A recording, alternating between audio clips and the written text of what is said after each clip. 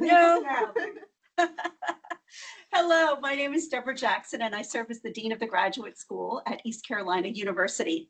Welcome to Grad Pirate Talks, a forum for promoting innovative research and teaching excellence. Last fall, we discussed how to manage one inevitable phase of innovative research, namely failure. Today, we turn to teaching excellence. Graduate teaching assistants, or GTAs, play an important role at East Carolina University. They assist faculty in grading assignments, running labs, and developing class materials. They tutor struggling students, facilitate discussion groups, and lead study sessions. And some GTAs serve as instructor of record, taking on the full range of responsibilities for a class. And all of this is done while managing their own lives and pursuing graduate degrees, taking classes, conducting research, completing practicums, working in clinical settings, and much more. That's a lot to juggle. This year, the Graduate School will recognize graduate teaching excellence by giving outstanding graduate teaching awards during the annual Teaching Awards ceremony this April.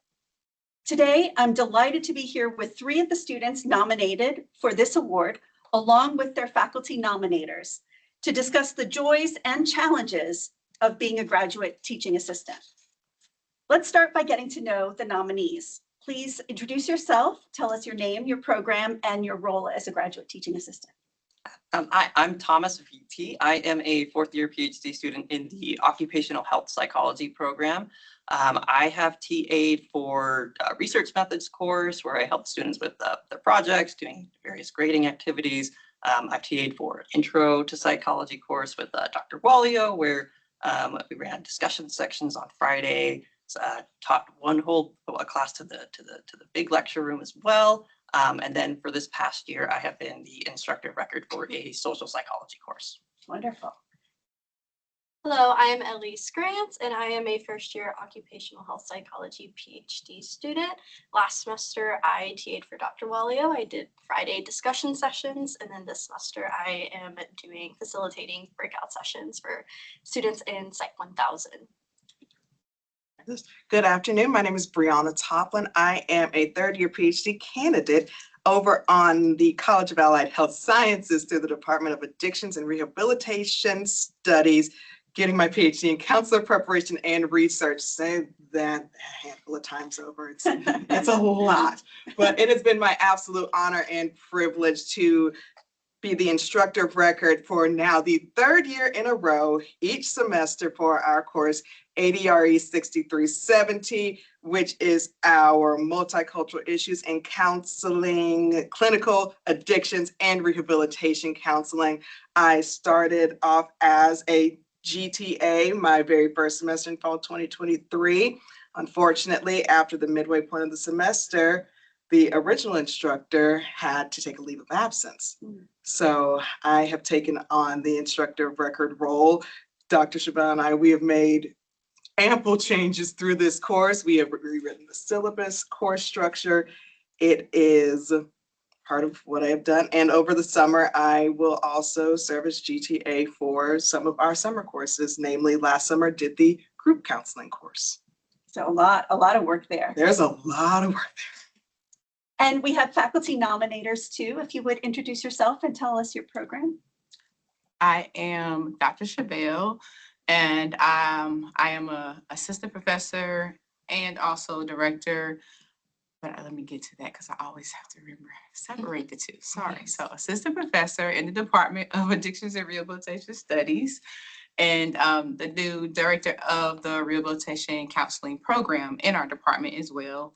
I have been here as faculty since August of 2023. Love it. No better place. And what else did you, well, make sure I'm giving everything. Is it the class or what? What did you say? I'm sorry. Just tell us about yourself, your name, your program, and yeah. So I started out doing practicum internship for our students and ethics, multicultural.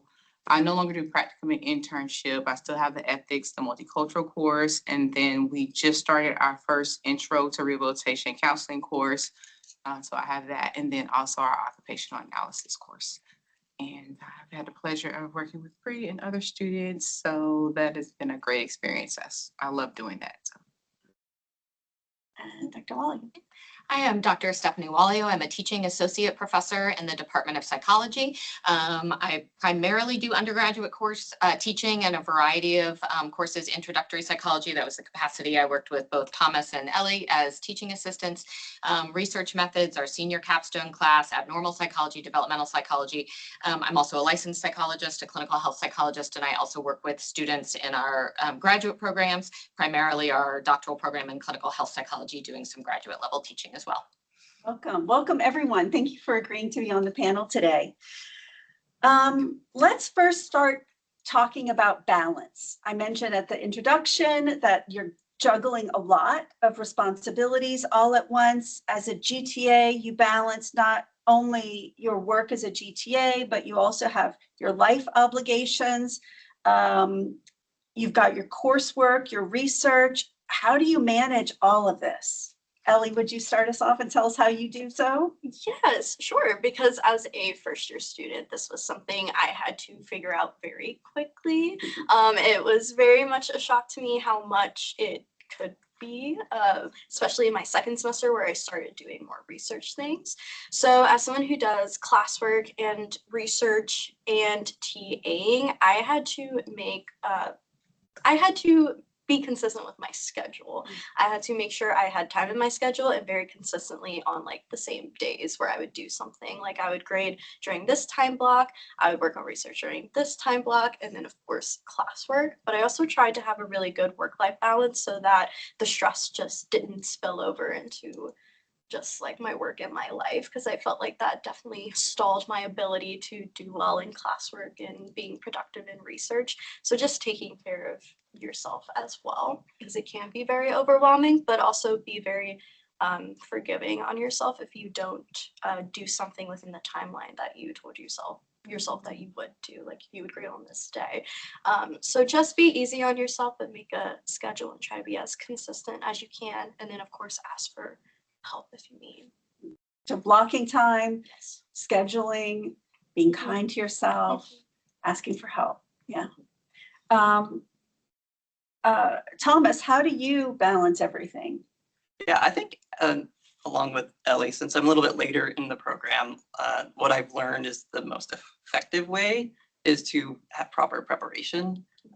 So making sure that, especially when you're an instructor of record, making sure you have at least an idea of what you're going to lecture on, what your assignments are going to be, have everything prepared. So you're mostly just doing upkeep during the semester, like you're doing your teaching. You can focus on your performance as a teacher, but you can also make small adjustments when needed, especially if you get certain feedback from students like that. And then being aware of what you have, like really hard deadlines as a graduate student. So like you'll know when you are taking your comprehensive exam. So preparing for that and maybe planning something a little bit lighter for that week to accommodate for that. But I think it really comes down to having the proper preparation in place to be able to make small adjustments when needed, but you're not designing the course for what you're going to be talking about the day before. Yeah, so when you're saying preparing, you don't mean just before you walk into the class, you No. mean like before the term begins. Yeah, which again is really difficult when you're in your first year in the program, or it's the first year starting out as something. So it's maybe not as helpful in that situation. But as you start to TA for the same class multiple times, or you start teaching the same class multiple times, having that preparation is really helpful. So then that means you really don't have breaks between terms or a summer, right? I mean, you can do what you can to give yourself a break. Okay. How about you, Brianna? How do you manage the balance? You mentioned a lot of things. You mentioned having an instructor take a leave in the middle of TAing for them. And so now overnight, your instructor of record. I can't imagine how difficult that was. How do you do everything? Since that was actually my very first semester TAing, it was hard. I cannot say it was the easiest transition. That was tough. But I would actually have to say I give myself a break. I had to put into my schedule, okay, as a human being with an autoimmune disease, stress and I, we are not friends. We are not friendly. So I have to take a break, because if I don't, then I can't show up to class because, well, I am sick and tired. And now I can't lecture because I think I said the same bullet point on my PowerPoint 3 times over, and they're looking at me like, okay, so what's next? So I had to learn how to really incorporate those breaks and say, okay, let me be easier on myself because I've got an essay due. I am also on another research project within the department with another faculty member working on my dissertation, coursework. It can all add up so quickly that I think the most important thing was learning how to rest, but also being completely transparent with my students. One of the first things I think we tell our students the very first day or second week of class is, hey, you've got 2 instructors who are human. I am a human being with a chronic illness. If in the event I turn this thing in late, I am so sorry. If in the event I am 15 minutes late to class, I am sorry. But here's my transparency, because I'm human, you're human. How can we do this thing together?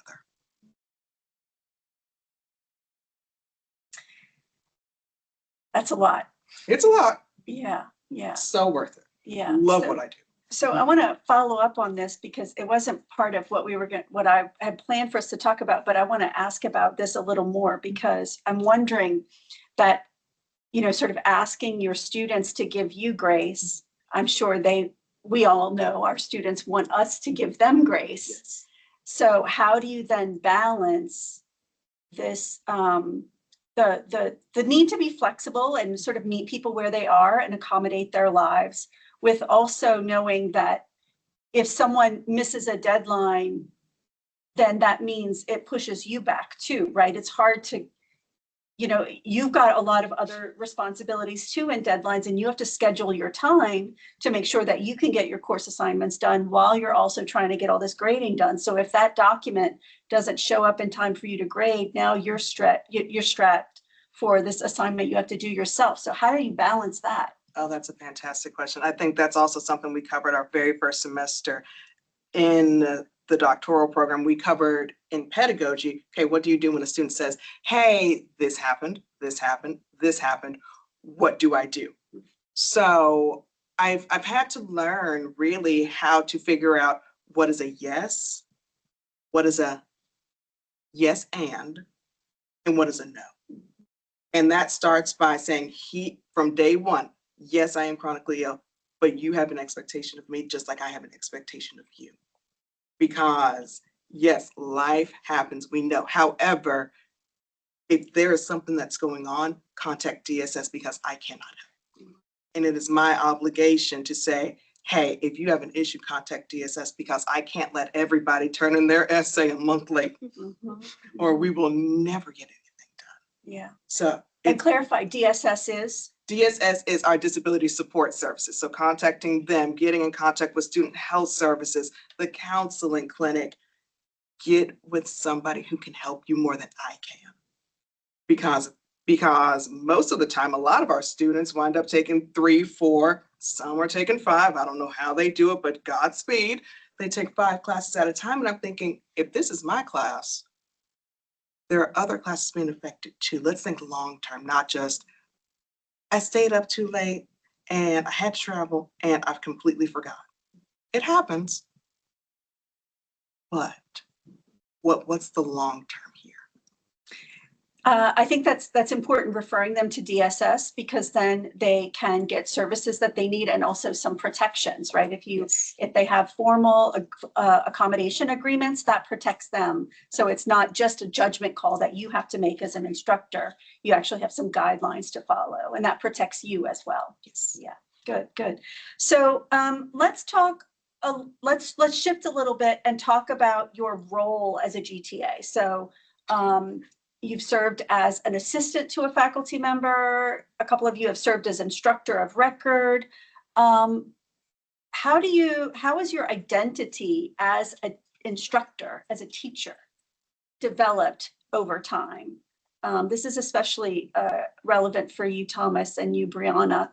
Ellie, as a new instructor, you could talk about how it's developing, right? Of course, it's developing for you too, but how is that unfolding? Brianna? Oh, goodness, that is a fantastic question.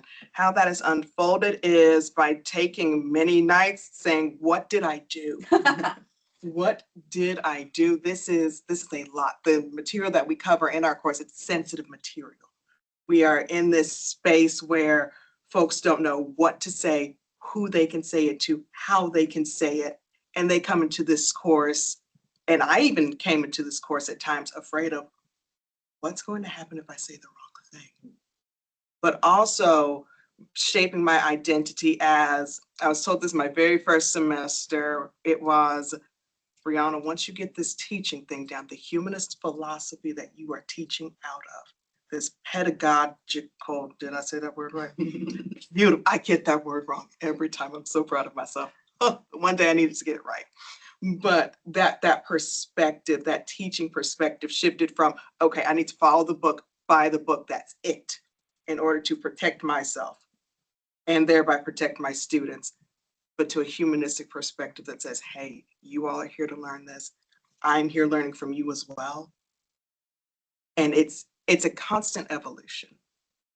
And that's one thing I enjoy about the humanistic perspective is it is a constant evolution. People are constantly changing and having different ideas and feedback. And I think that's what makes this thing fun. Ellie, how is your identity as an instructor developing? How's it developing? That is, And what role does your faculty supervisor play in helping you develop that? she actually plays a huge role, I would say. When I came into teaching, I had an idea of what kind of TA I wanted to be. But usually that is set up in this perfect scene where, you know, you have expectations of how your students are going to interact with you and act, and then you go in and you actually teach, and you're kind of shocked and surprised by how your interactions go down or how much they choose to not engage or show up to class. And so it's very much how do you show up as a TA, not just like how you yourself learn how you want to teach, but also how you adjust to your students and the environment you are teaching in. And a lot of that is communicating with your supervisor. Hey, this is what I'm experiencing. How can I you know, overcome this or adjust to it? And then you'll hear personal experiences or like just really great advice. I would come to Dr. Wallio a lot about things that I've experienced because I just didn't know what to do. I had fears about how could I be a fair grader? What do I do in this instance? Or only one student is engaging, but I want everyone to like answer and ask questions. And how do I do that while remaining like in line with how I envision myself as a TA? Like my communication style, I want to be very like, I want students to be comfortable with me. I don't want to be like the stern TA that no one feels like they can talk to, but I also want to keep that line of like professionalism. So as my TA identity is developing, it's that fine line also of like being that person someone can come to and being comfortable to participate in class, but also not crossing that professional boundary, and also how to be like the best TA that I can. And then communicating with that supervisor is what is a really important key, because you're taking their advice and then you're taking it and then you're navigating it to what is personal to you and what you want to be. That's resonating with you, Dr. Chevelle. How do you help support the students that you supervise? How do you help support their identity development as an instructor? Initially, which is kind of my foundation or my core belief, is that everybody learns differently. And I feel like it's not a far-fetched thing, but I do have a understanding, because I was a student, that everybody doesn't think that way, or everybody doesn't have that much grace to understand that they do have a capacity to understand how everybody learns. It's, you know, so I really respect and thank you that you wanted to make sure, okay, I'm communicating with them how they want to be communicated with. And so that's pretty much how I approach it when I'm meeting. I'll say, how do you learn? Or I'll do, as they know I say, come around the back door and ask questions to see how they learn, because I'm an observer. And then I'll be like, okay, am I getting this right? Am I reading this right? This is how you learn. And then once I've done it, I say, do you realize what I just did? And then we just kind of hash that out too, about like what I did, why I did it, how does that resonate with them, and go from there. I also like to kind of find out like what's their niche, strength areas, how I learn from them, because I love the whole parallel process of learning from not just my GAs, but my students as well, and then modeling that as well back to them. So it really is it's a shared effort, even in the classroom. So like I'm literally like, when I'm in the classroom with her, I'm teaching her in the classroom as well, but I never do it in a way where someone thinks I'm like reprimanding or exerting like what I want to do. I'll be like, and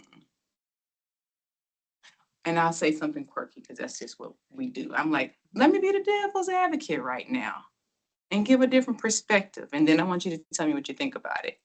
Or I'll give her a look and she's like, I think I know where you're going. Hold on. And then we just all bust out laughing. And so we just try to make it light if there's a teaching moment to happen, so that the students also realize that you can do this with your client.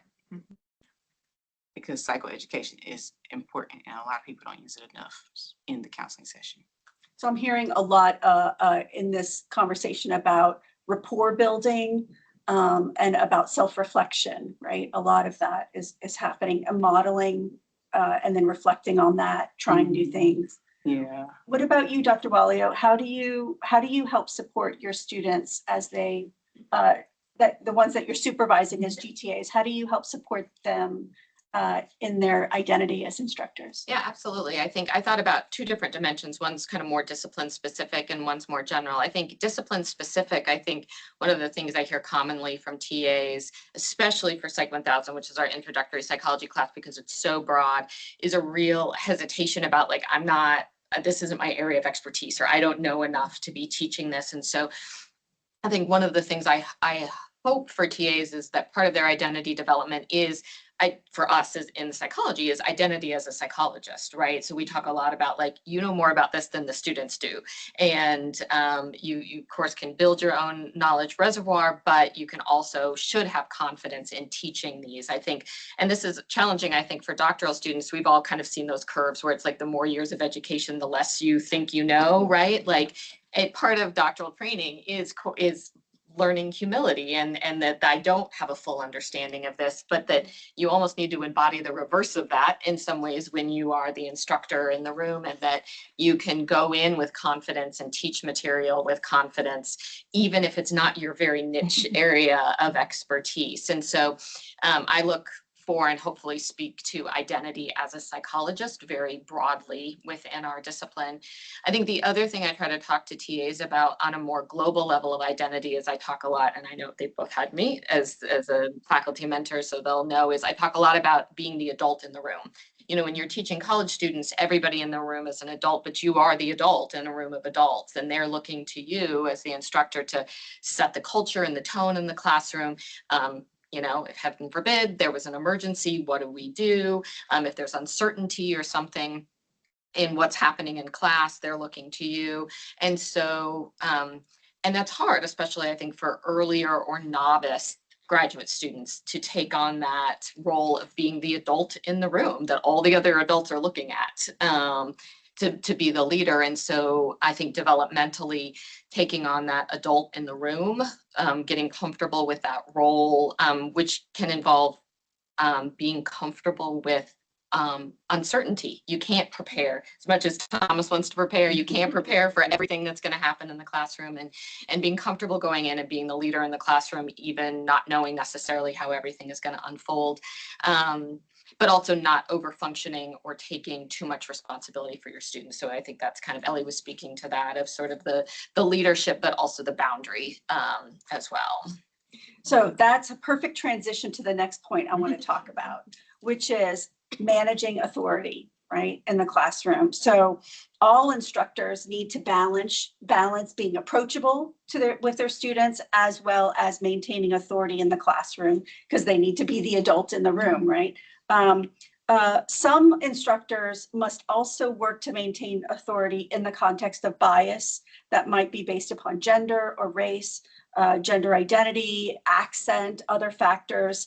In addition, many GTAs are pretty close in age to the students that the undergraduates that they're teaching, which can also challenge some issues with authority, how to be the authority, be the adult in the room when everyone else is also adults, right? So how do you handle maintaining authority in the classroom in the context of all those different issues that may or may not arise for you? Ellie?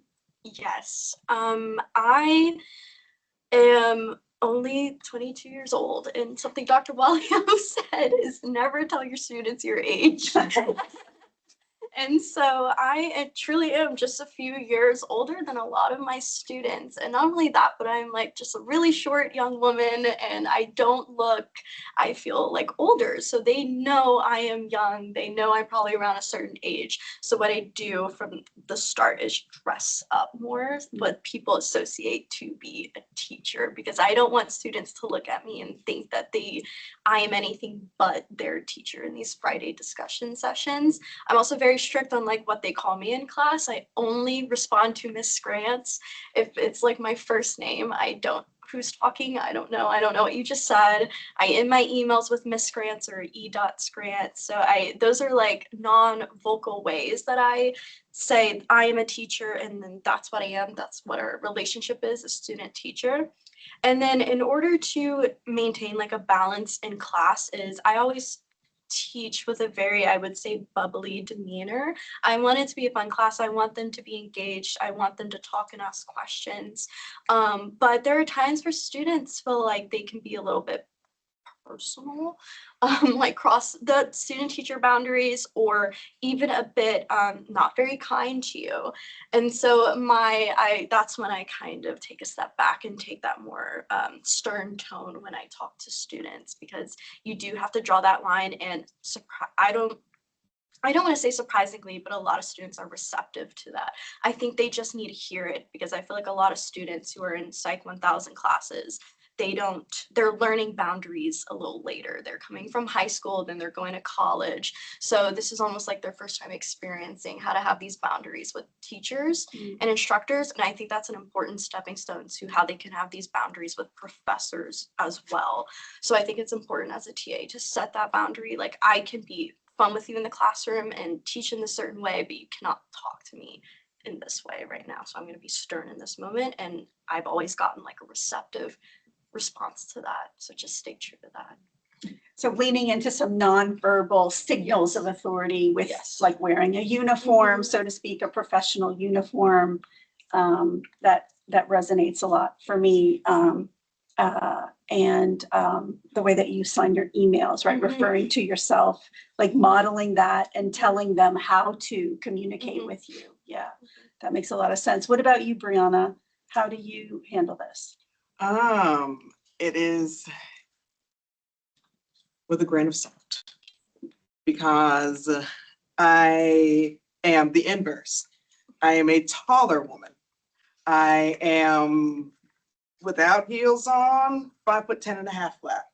People look at me, they see there's an intimidation factor that comes with my height, that comes with my identity, that comes with my racial identity.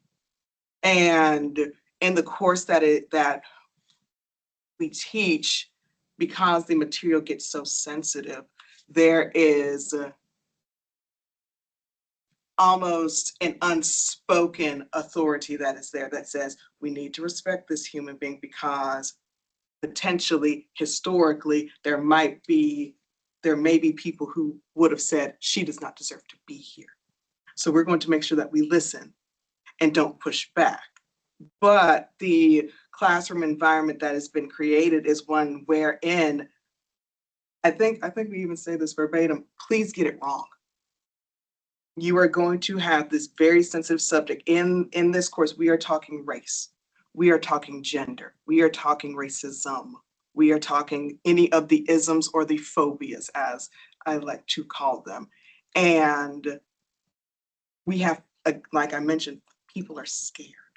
So the authoritarianism that I bring into the classroom is, okay, in your syllabus, in each and every one of your rubrics, when we went and stripped that rubric and syllabus, I mean, we spent 2 months stripping that thing down.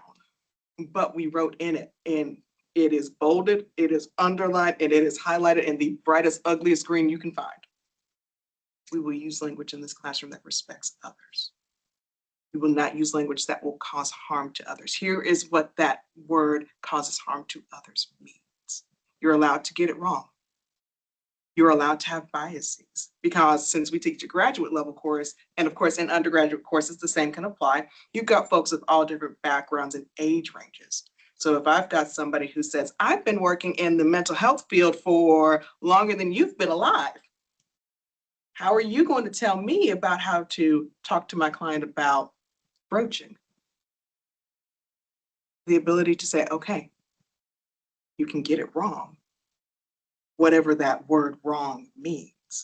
But also, it's that balance between everyone learns differently, everyone believes differently, everyone comes from a different background, but also pause. This is how we talk to people that do not look like, think like, act like, or believe like we do. And also, if I get it wrong, tell me. If it doesn't make sense, tell me. Let's go through this too, because I'm human as well. And that's all right. So setting ground rules, setting the framework Yes. for class discussions is one way of clarifying that you're the authority in the space, right? Because you set the tone that is one that applies to you as well as each other, Exactly. the others in there. Yeah. How do you, Dr. Walio, how do you help your GTAs that you supervise figure out this balance with authority and the challenges that can arise? I'm thinking, especially in Ellie's case, as you started talking, I started remembering when I first started teaching, like getting dating proposals from students, like, I had forgotten about that until you were talking. I was like, oh yeah, I remember. Yeah, the contexts are very different, thinking about like graduate students. And so like in the context that I worked with both Thomas and Ellie and graduate students, typically most of those TAs are first year graduate students, and they are predominantly freshmen, brand new to college. And so you've got folks on the kind of at the very beginning of their journeys in 2 different places. And so I think one is, Ellie reminded me when she was talking about dress, I think I probably talked to TAs about,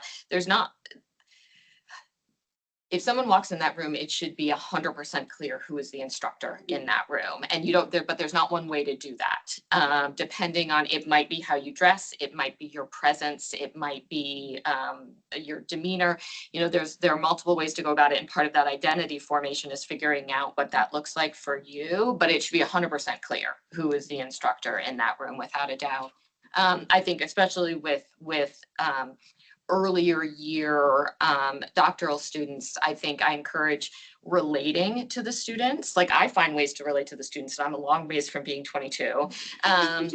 Yeah, maybe in my head, but not in reality. So finding a way to relate, but without relying on the direct, like I was in your shoes just a few years ago, or I'm only a few years older than you. And so finding ways to relate and connect and build that relationship, but without relying on that, oh, I'm only a couple of years older than you are. I'm only a couple of years ahead of you in school.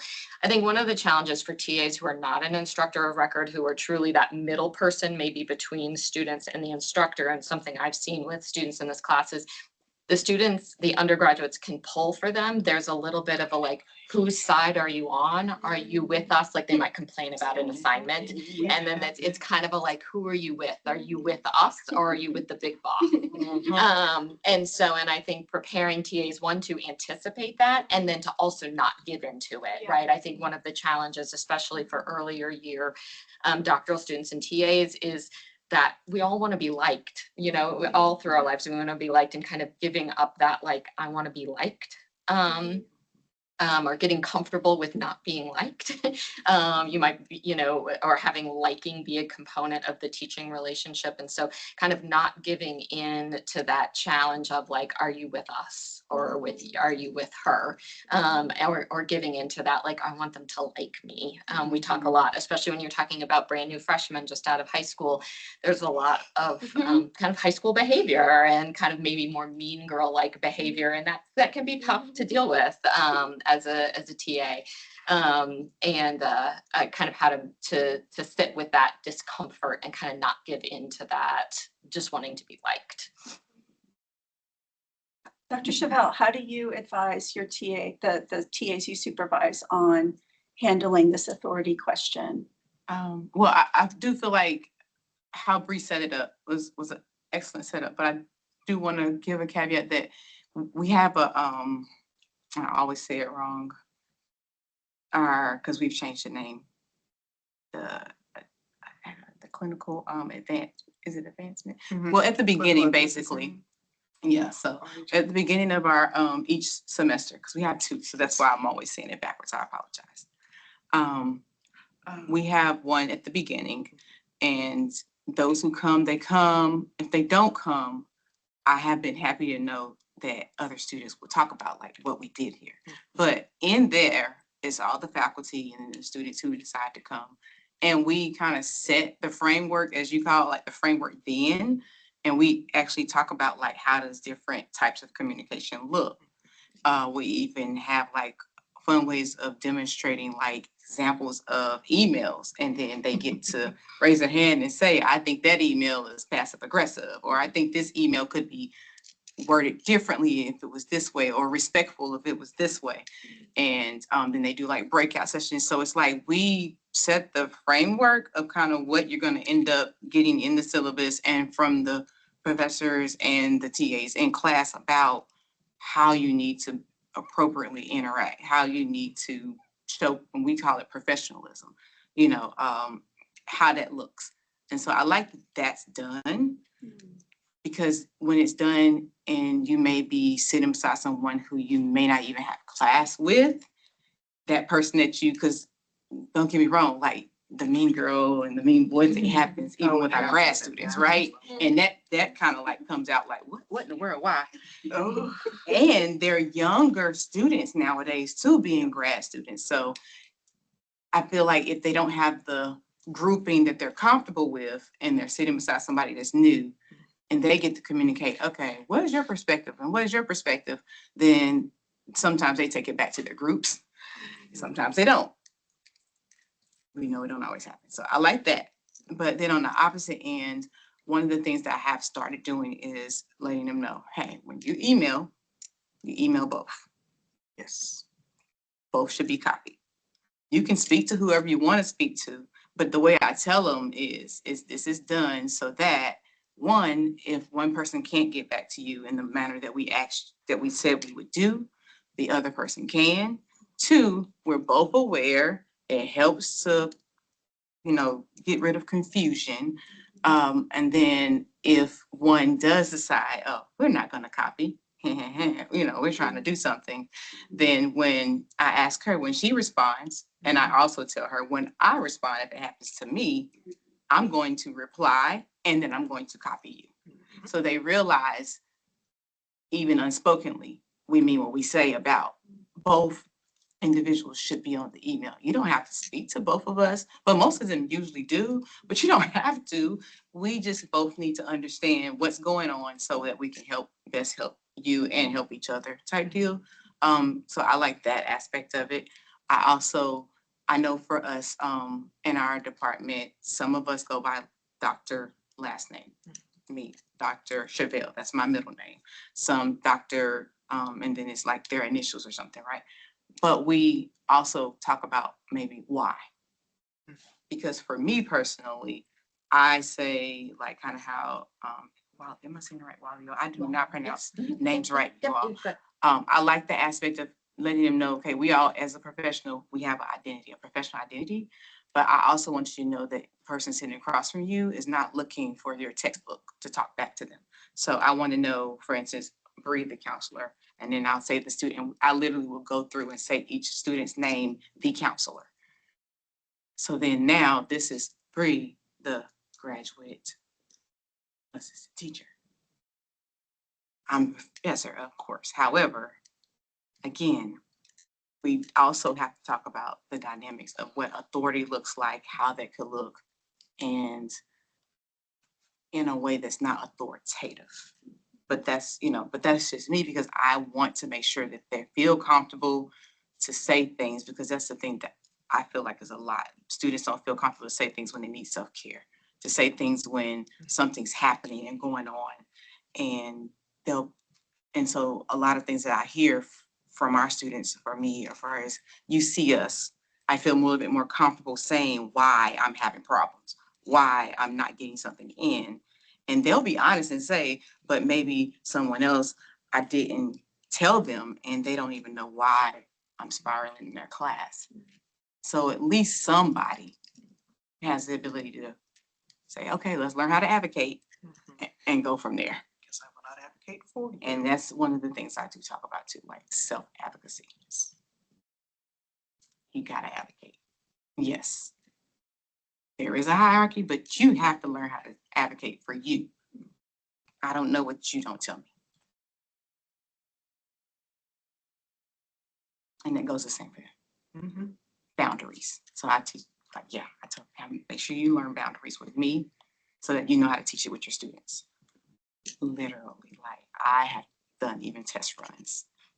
I'll call on a weekend. If she picks up, why are you answering the phone? I thought it was an emergency. So, but did you not tell me your boundaries? And did I not tell you to make sure I respect your boundaries? And then I give a teaching moment. This is an example of how you need to do this with a student. Then randomly later months down, I'll give a text message during a random time. Why are you responding? I thought you said this is not inappropriate time for me to call or text you. Oh, okay, I forgot. I said, sometimes it just takes us to do it, because I say, I'm bad for it too myself, like the boundaries. So I just don't want you to be where I am. I want you to be before where I am when you get out here and start teaching. So thinking about how to handle difficult conversations. Let's still stay with this topic of classroom management, but shift it a little bit. For each of us, there's always something going on in our lives that could be difficult or challenging. Same with our students. We're also in a world that has a lot of challenging things happening, arguably all the time, but I'd say especially right now, there's a lot of stuff going on. And all of these things, whether it's stuff in the larger world or stuff in our lives, shapes the context, the conditions under which we are teaching and our students are learning. And you mentioned, Ellie, being sort of surprised that sometimes you walk in the class and there's really only one person there. Or, something's going on, whatever. So how do you adapt your teaching strategies, what you do in the classroom, to what's happening with the students or in the world? So the tone, the energy they bring to the room, the stress they're under, maybe even your own stress that you might be under, or the energy you might have. How do you adapt and manage all of that, Thomas? Yeah, definitely. So when I talked earlier about preparation, like preparing for everything that could happen, one of the things that I've learned that you can't prepare for is every class is going to be different. All the students are going to, one activity is going to be really engaging for one class, but then you try to give the same activity to a different class and it falls flat and nobody is enjoying it. So is it that activity that was, the issue? Is there something going on? Like, is it midterms week and everybody's really stressed and they just don't really want to engage in that type of activity at that time? Or is there something you can actually change? But in addition to, we feed off, as TAs, we feed off the students. They also feed off of us as well. So if there are times when things are falling flat, people aren't really engaging, they're just like warm bodies in a seat, being able to like to have that like to turn up for our like personality, so get kind of like a performance, like being able to turn that up to kind of motivate people to kind of engage more. I think that's been a really effective strategy for me, but also balancing that with knowing that there's some times when I'm going to be extremely stressed, that I'm teaching this really important topic, but there's a lot of stuff going on with my research where whatever my advancements at and things like that. And I think through the experience that I have so far, being able to separate those things. So like once you enter the classroom, like you're the teacher, everything else that you need to worry about, like that will be there when you're done. But being able to isolate that, like, for this hour and 15 minutes, I'm not going to worry about everything else that I have to do. I'm going to see what the students need to be able to be engaged, to learn the material that they need to, and then all that stuff will be there when I'm done. So you leave Thomas at the door. Yes, and yes, Instructor Mr. BT is coming in, walks yeah, in. yes. Yeah. And when their energy is kind of low, you're suggesting like, maybe I should step up my energy a little more and perform a little more, not, and you didn't say this, but berating them for.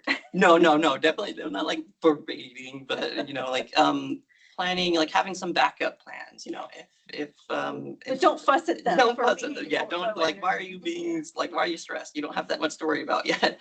But like having strategies like backup plans. If this isn't working, can I adjust to something else to help people be more engaged?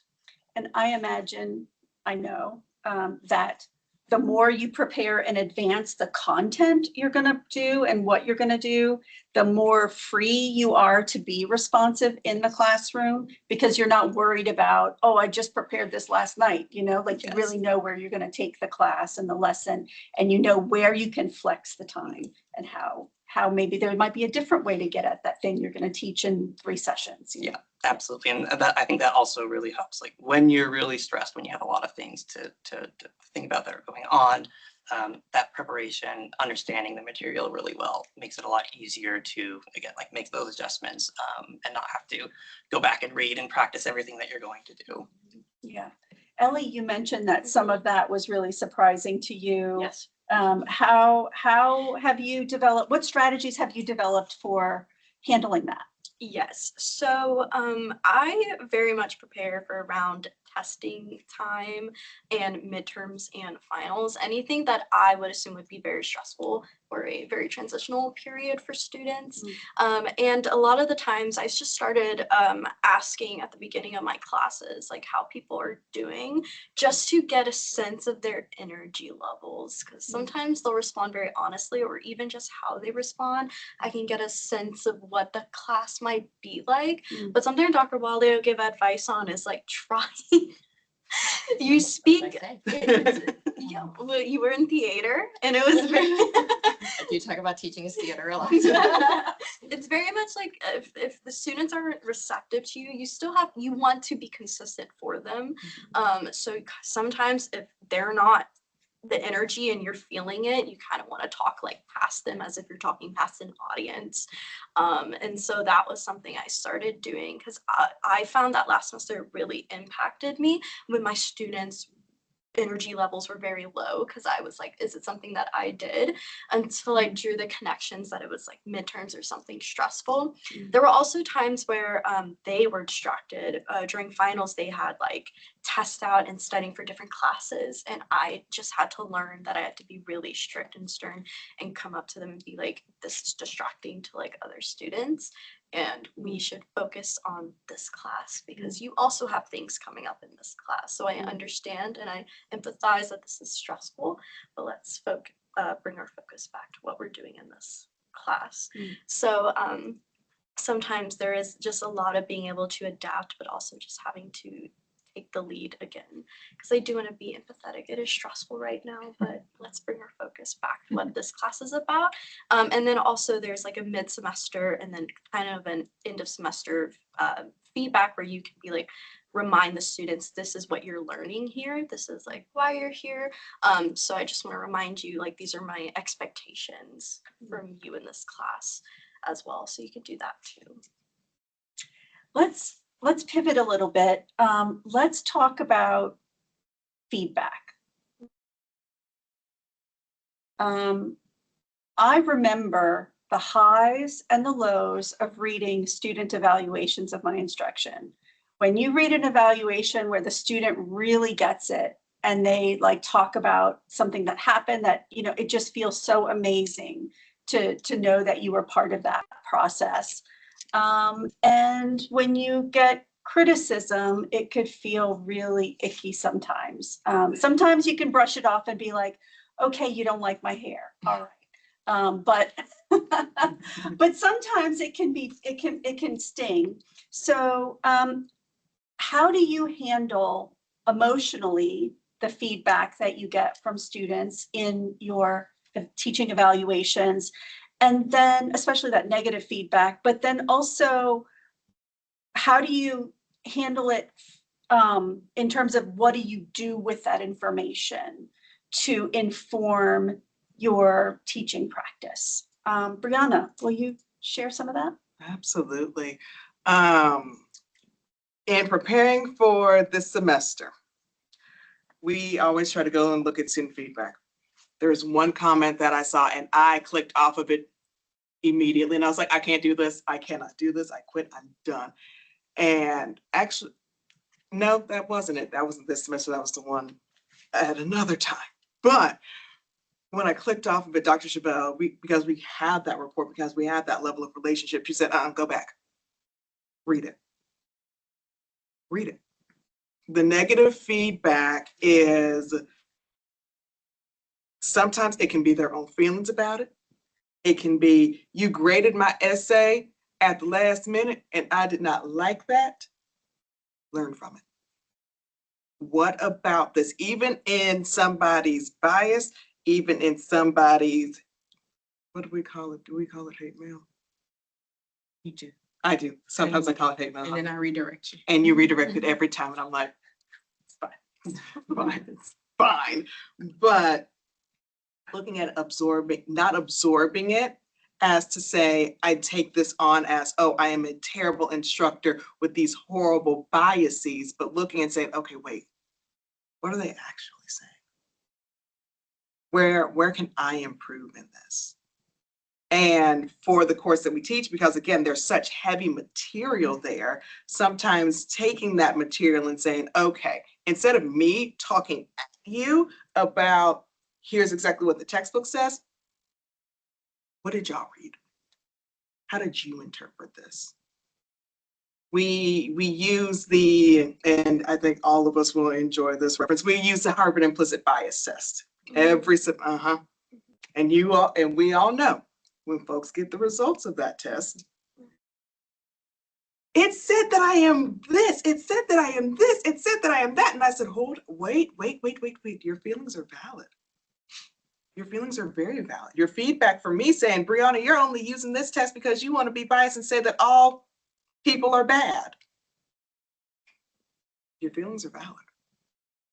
But let's look at what this is actually saying. Help me interpret what you are feeling here. Let's break this down. Let's use that psychoeducation to figure out, okay, not only what is it that I said, but what is it that you are actually trying to say, because there's something deeper there. Which in our course, we found that it was we are in 2026. Nobody wants to be told that they are racist, homophobic, transphobic, sexist, so on and so forth. Let's process what that feeling is. Because there's going to be a client that might tell you about yourself and you might not like it. And that's okay. And also for me, somebody's going to tell me about myself. It's going to hit my ego, but that's okay. What can I learn from this? Thomas, how do you handle feedback from student evaluations or maybe even from your supervisor? Yeah, and I think it's important to have a mindset going into when you open the reviews, like what you're looking for. And a lot of like the rules that I have, is like if it's a personal comment about me, like if I can tell it's like age, I don't know, height, something like that, I just disregard this. Like I don't read any further if I see those personal characteristics. But I was actually talking about this with my advisor this morning. What the feedback is really helpful for is to identify patterns. So if there's a lot of students that are have a suggestion on like you're talking like too quickly, you're not moving fast enough, and if that's a consistent pattern across a lot of different students, that can be really helpful in adjusting your teaching practice, and also not taking that as like some of them do feel personal, like they're actually commenting on you as a person, but taking it as they're commenting on your like your teaching style and using it as a tool to improve. Again, keeping in mind that you're not going to be able to make everybody happy. So many times I'll open my feedback and I'll have two contradicting points right next to each other, then like repeated, like half the class is thinking this, half the class is thinking the opposite. So like really not taking it as a personal attack on you. Again, ignore the ones that are, and also using it to identify patterns to help you improve your teaching in the future. One thing that I try to remind myself when I get that kind of negative feedback and it stings is to remember that the people that I admire most professionally also get negative, icky feedback too, right? And so there's no way to have the perfect, whether it's teaching performance or whether it's a class or whether it's an essay you publish, right, or a book you publish, right? That somebody's not going to like it, and that's just how it goes. Do you have any suggestions, Dr. Wallio, that you share with the GTAs you supervise for how to handle feedback? Sure. I think, you know, I'm fortunate, I think that often in the Psych 1000, the introductory psychology class, because especially with new freshmen, engagement in the classroom can be a challenge, that often the students find the feedback they get to be surprisingly positive. I'm like, just wait till the end. Surprise. How many like, I love this class kind of comments that we get. But I think that's one piece of advice I think I tell the students is like, just the way that our brains work, right? We zero in on the negative feedback and to not let yourself miss the positive feedback. It's easy to kind of skip over those positive comments because you're preparing yourself, you know, for the negative ones. So to not overlook those. I think if, again, kind of going back to the identity, I think I feel like I talk to TAs a lot about just getting to know yourself, right? And getting good at self-assessment. And a piece of that is knowing how you respond to feedback. Like I know faculty members who negative feedback rolls off their backs like water on a duck.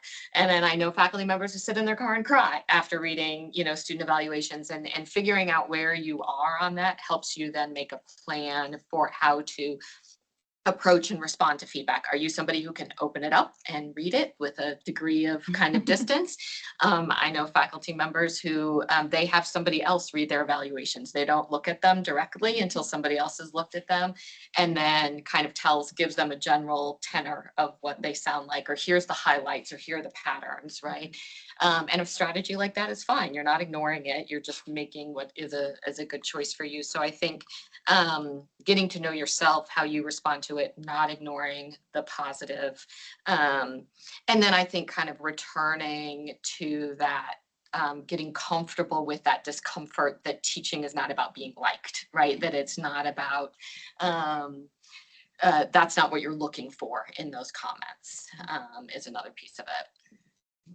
That's tough, right? It's tough for all humans. Especially because if you aren't liked at least a little bit, it's hard to teach. You know, it's hard for them to learn from you if they don't like you a little bit.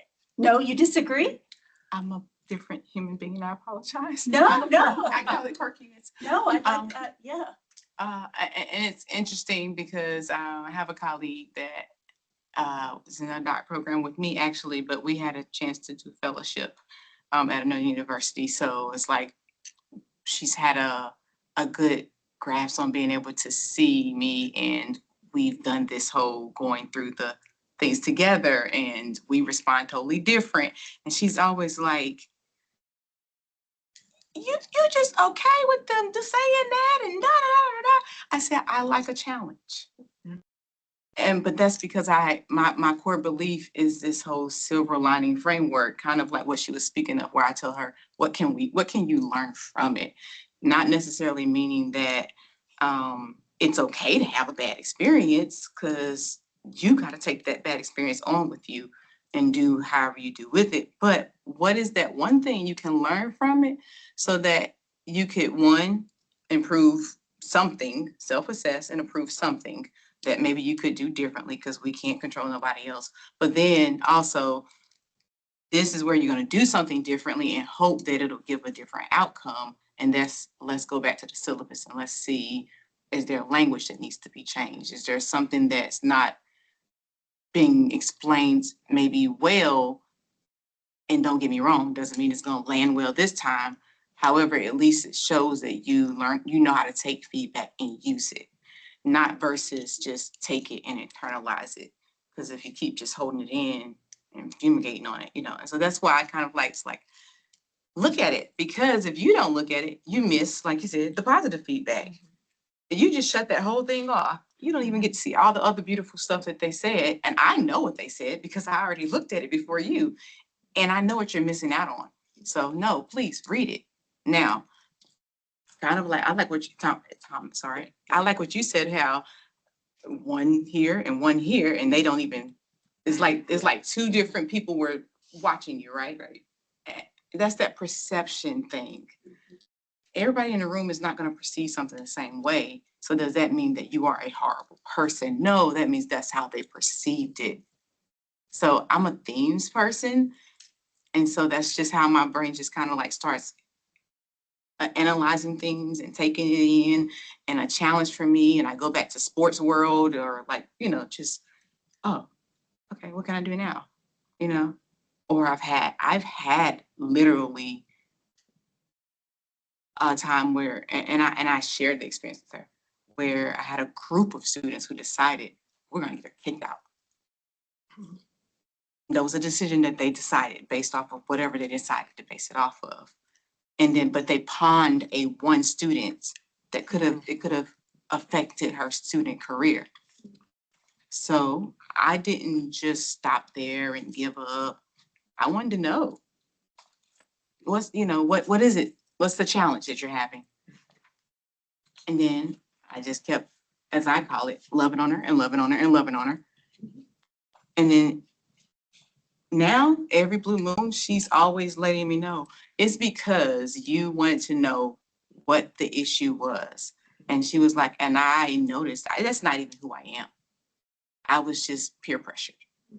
But if you would have just gave in as the professor, then I would have thought it was okay and kept doing it and kept doing it and kept doing it. So it's more of, I know how it feels not to be seen and something struggling with me. So maybe that's just means somebody's struggling with something. How can I maybe hope that I don't let that happen next time in my next class for another student?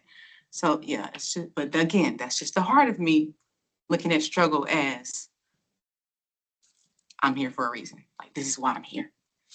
And as you told me, this is the first course that a lot of our students take. We are one of the first faces that they wind up seeing in the department.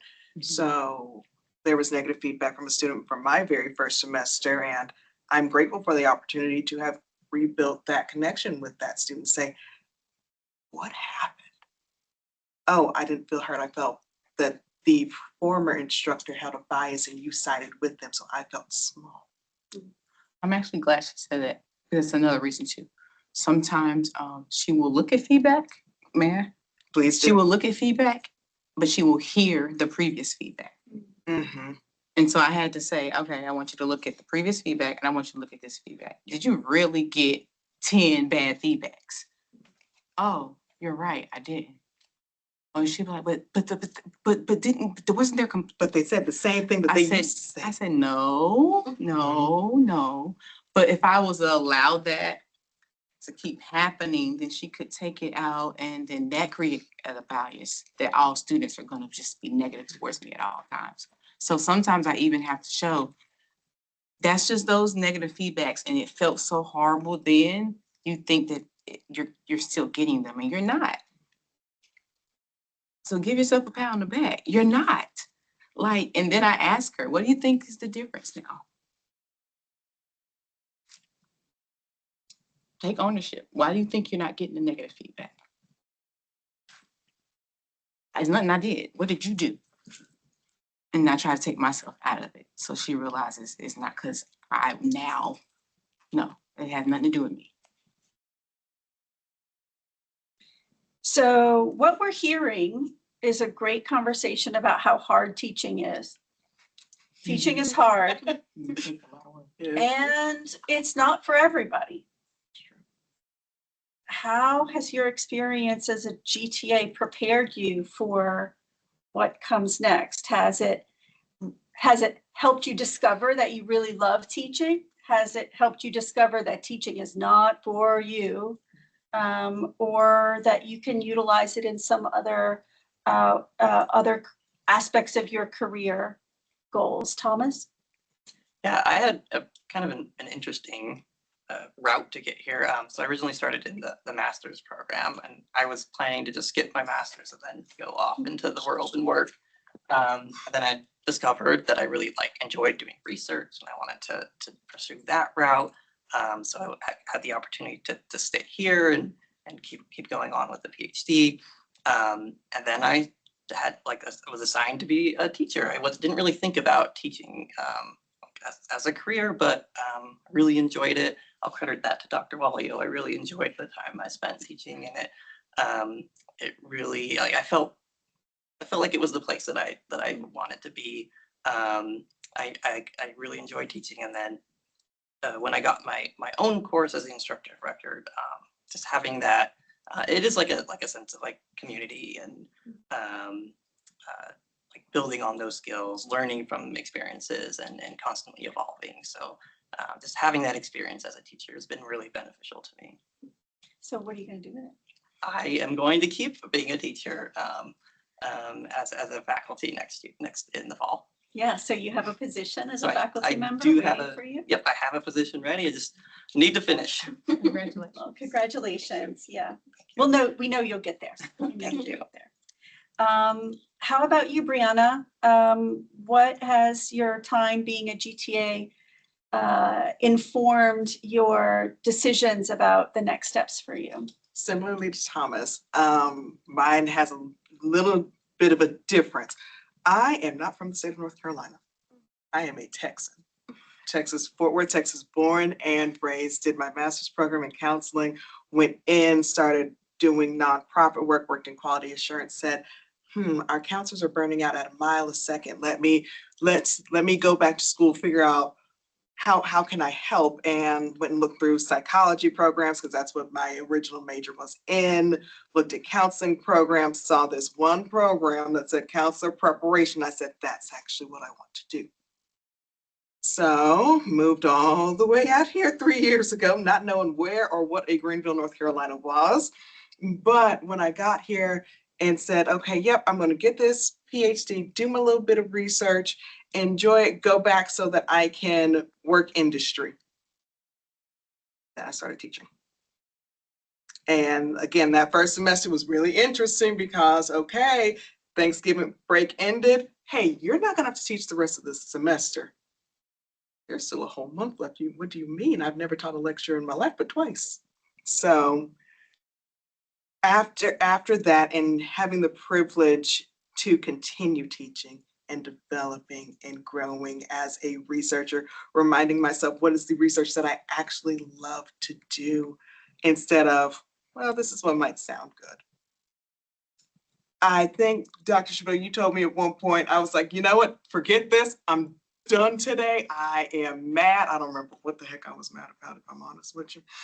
But I said, I'm done. I quit. I can't, I mentally cannot do this right now. I'm gonna go wind up working industry. You remember what you told me?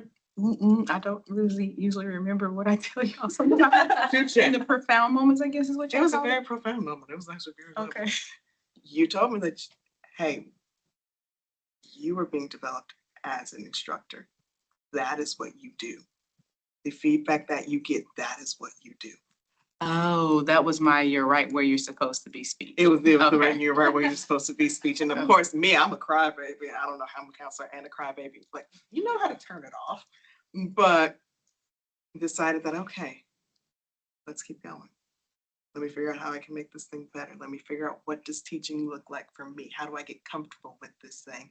Because when my colleagues came back and said, Brianna, and they still say, Brianna, we don't know how you teach the heavy material in this course. It would break me. First semester I heard that, I cried like a baby because I was like, does that mean I'm doing the wrong thing? No, it means that this is hard material. It means that this teaching thing can be really, really tough sometimes, and seeing clients and doing everything else that we all have to do to maintain licensures. But I love what I do. And it is my hope that I'll be able to get to continue what I do. Awesome. Ellie, you're still figuring things out your first year. What's it look like for you? What have you learned about how has being a GTA informed the direction you're headed? Right. So it has always, since undergrad, been a plan that I want to do research and go into academia and, be an instructor. But this really just made me feel like this is where I'm supposed to be, is teaching. Because I think when you know that you really love something is when days are hard, or maybe like your students upset you for whatever reason, or just something happens, but then you can go, okay, this happened, but I still love it, So it's when you're able to say that where it's like, okay, I'm going in the right direction. Because I think the thing is like when things are hard, but you say like you don't love it, that's when you kind of have to take a step back and say like, what do I do from here, and then but what are the skills that I gain? But this is a moment where I am gaining skills, but no, like I do love this even when it gets hard. Awesome.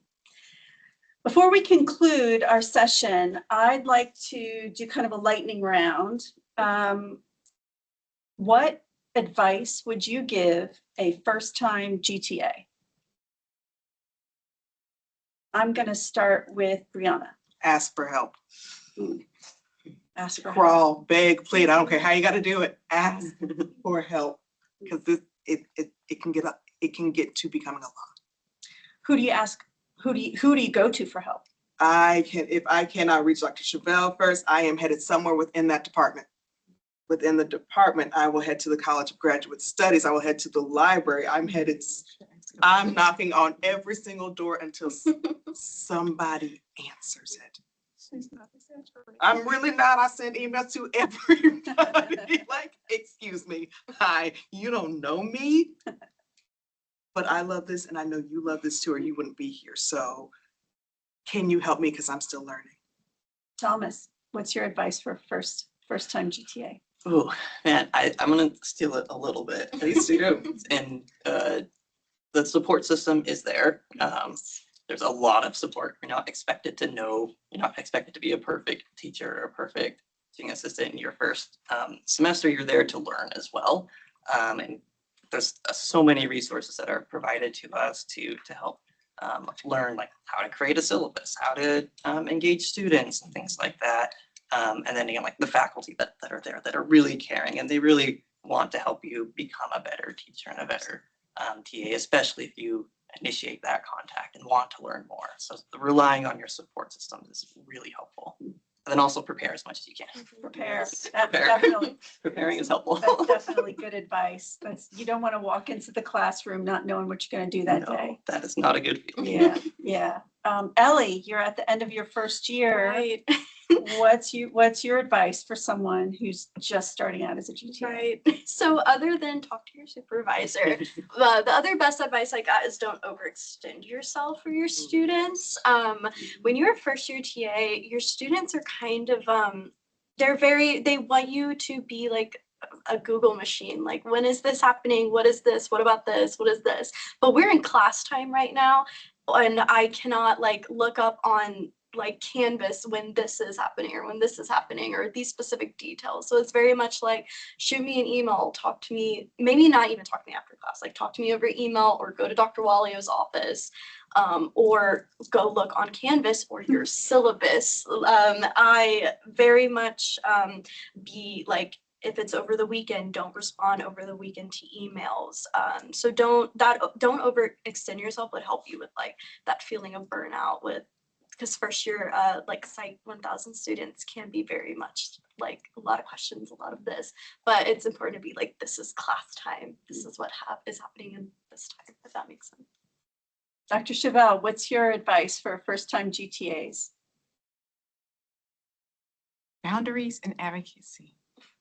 So healthy boundaries. Hold on, I have to clarify that. Healthy boundaries. And self-advocacy. And the reason I say self-advocacy, because it leads to exactly what you all are saying. Learning how to ask for help, but learning how to sometimes ask for help for the hard things, the things that you think are the hard things to ask for help. Or you feel like, I don't think I should probably be asking that. They're probably expecting that already, like I'm supposed to know that. Nobody knows everything, so just no question is a crazy question. Just advocate for yourself, to ask for help. And yeah, so I really am a firm believer in that. Like, yeah. Dr. Walio. Yeah, I think one of the challenges for TAs is most of them, they're doing it because that's where the money's coming from, right? They didn't choose it because they want a future career as a teacher. And so I think a lot of my advice has to do with how to embrace it with enthusiasm, even if it's maybe not what you think you want to do with your career. And I think I talk to the TAs a lot about seeing teaching as transferable skills. So seeing what you're doing as development of skills that you will use with other hats, that you wear in your profession. But that I think a lot too about that one of the responsibilities of completing a high level of education is, even though it may not be in a traditional classroom, but you will be doing teaching as part of your job in some capacity, and that you can take those skills you maybe develop in a more traditional classroom setting and use them in the other environments where you are doing teaching, even if it's not being the instructor of a classroom. And seeing it as part of developing your identity within your discipline, within your profession as part of graduate training. I think the other part is accepting that you have to get comfortable with being uncomfortable, and that part of teaching is uncertainty, part of it is not knowing, and part of it is trying things and they don't work out. We talk a lot about throwing spaghetti at the wall, and seeing what sticks with TAs. And so seeing it as an opportunity to get comfortable with being uncomfortable as well, which is useful in lots of parts of life. Yeah, right. Yeah. Thank you all so much for this. I've learned a lot. It's been a while since I've been in a classroom, and so it's triggering a bunch of memories for me. Some of them are pleasant, some of them are less pleasant. But it's really nice to hear from you about your experiences, and I can see why you nominated these 3 outstanding students for this award. You definitely care about what you're doing, and it sounds like you put a lot of great work into what you do. We are out of time. So thank you very much. And thank you all for listening.